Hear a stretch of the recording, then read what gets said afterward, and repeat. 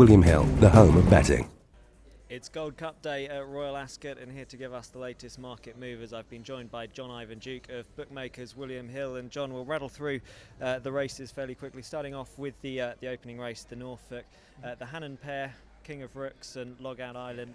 Everyone I've spoken to seems to fancy Logout Island above King of Rooks, but the market's got them the other way round. Well, apparently Richard Hughes has said that he fancies Logout Island more than King of Rooks, but you know, they both have a very sort of similar form line, don't they? And they've narrowed in price. They've sort of gone a little bit closer together. Logout Island is shortened up. King of Rooks just pushed out slightly. And it's tough to choose between the pair of them. But one thing's, I think, fairly certain is Richard Hannon's got the best hand in that race. And is it all about those two? Yeah. Okay, well, moving on then to the 305, another hot pot for Richard Hannon, or a pretty decent chance for him in Peacock. Is it proving strong or weak in the market? Weak as you like. I mean, we went out at bold price 11-2 this morning, and we had to push it out even further to 6-1 because nobody was biting. Nobody wanted to have Peacock. That's back into 11-2, but time test is hugely popular. Probably one of the worst results of the day for us. We've narrowed it into 2-1 now on time test, and many people napping up time test today. Frankie Dettori to ride a winner on Ladies' Day, that could be expensive.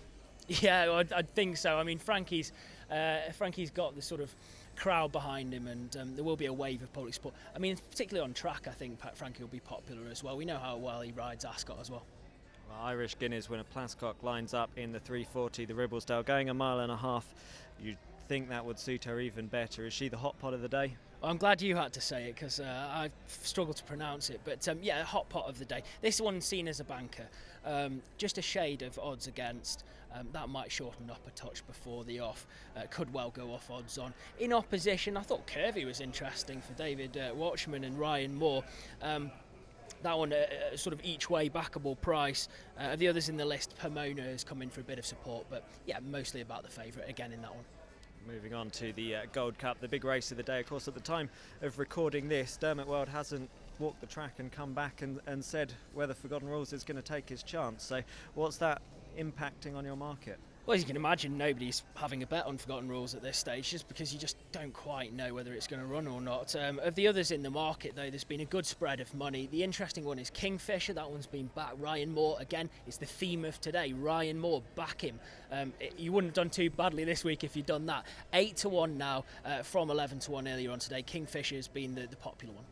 Okay, and also the price-wise selection, Kingfisher in the Gold Cup. Moving on then to the 5 o'clock, the Britannia. Any market clues for this one?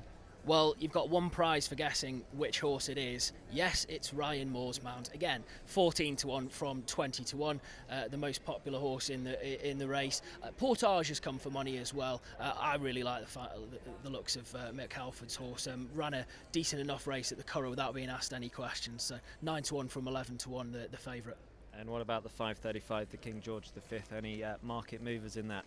Yeah, I mean, this one, I think it's all about Ryan again. And I know it sounds like I'm a broken record, but Ryan Moore, again, dissolution. 7-2. He's won almost half the races at the meeting so far. Yeah, 40%. 7-2 now from 5-1 on dissolution. King Beliti and Taper Tantrum, they've had their supporters as well. But the theme of today and the theme of the week so far, get on Ryan Moore.